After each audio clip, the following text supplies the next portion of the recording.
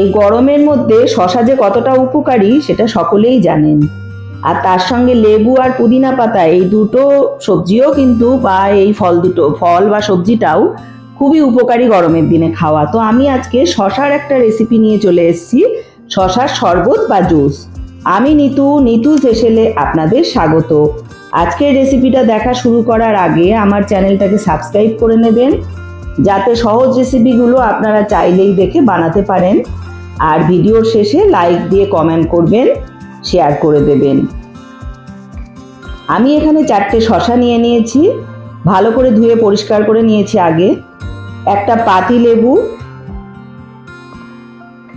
আর নিয়েছি তার সাথে 1 মুঠো পরিমাণ পুদিনা পাতা।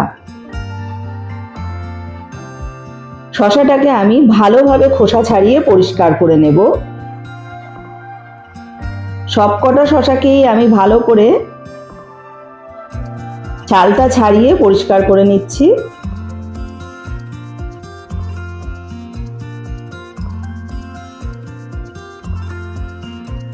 এই শরবতের জন্য শশাটা একটু কচি হলেই কিন্তু সবথেকে ভালো হবে, যাতে ভেতরে বেশি দানা না থাকে।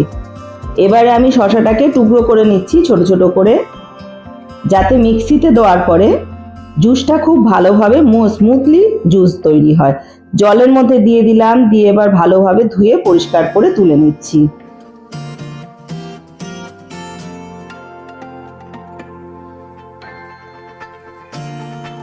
জল থেকে তুলে আমি একদম মিক্সির বাটিতে দিয়ে দিয়েছি। এবারে আমি পাতিলেবুটাকে কেটে নিলাম।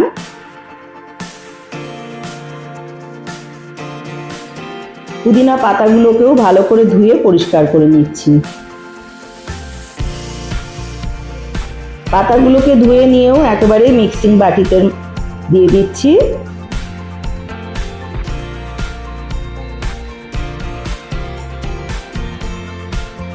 এবারে আমি এখানে 2 চামচ পরিমাণ চিনি দিয়ে দেব। এই শরবতটাতে খুব বেশি মিষ্টি দেওয়ার দরকার পড়ে না। 1/2 চামচ আমি দিচ্ছি বিট লবণ। মিক্সিংয়ে মিক্স করে নিয়ে এসেছি, দেখুন এরকম হয়েছে দেখতে। এর মধ্যে আপনারা চাইলে কিন্তু অল্প করে ঠান্ডা জল মিশিয়ে নিতে পারেন।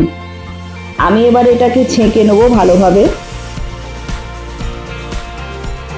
একটা বাটির মধ্যে আমি চা চাকার ছাঁকনি দিয়েই ছেঁকে নিচ্ছি।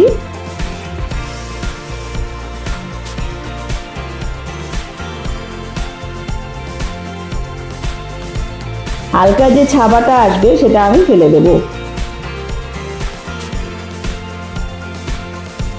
গরমের দিনে পেট ঠান্ডা রাখবে, খুবই উপকারী এই শরবতটা, আর খুব সহজেই বানিয়ে নেওয়া যাবে। ছেঁকে নিয়েছি, এবারে আমি দুটো গ্লাসে ভাগ করে নিচ্ছি।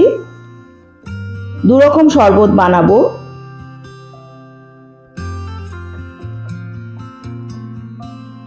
গ্লাসে ঢেলে নিলাম।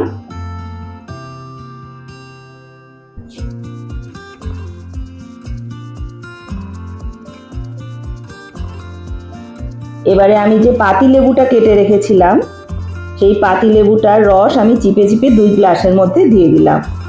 এক একটা গ্লাসে আমি 1 চামচ পরিমাণ করে পাতি লেবুর রস দিয়ে দিয়েছি। আর একটা গ্লাসের মধ্যে আমি দিয়ে দিলাম একটু ভাজা জিরের গুঁড়ো, আর তার সঙ্গে দিয়ে দিচ্ছি বরফের কিছু টুকরো। গরমের দিনে এই ঠান্ডা ঠান্ডা শরবতটা খেতে কিন্তু ভীষণ ভালো লাগে, আর শরীরের জন্য ভীষণ উপকারী। শশার 2 প্রকার শরবত কিন্তু আমার একদম রেডি। আমি 2টো লেবুর স্লাইস দিয়ে একটু সাজিয়ে দিচ্ছি গ্লাস দুটোকে।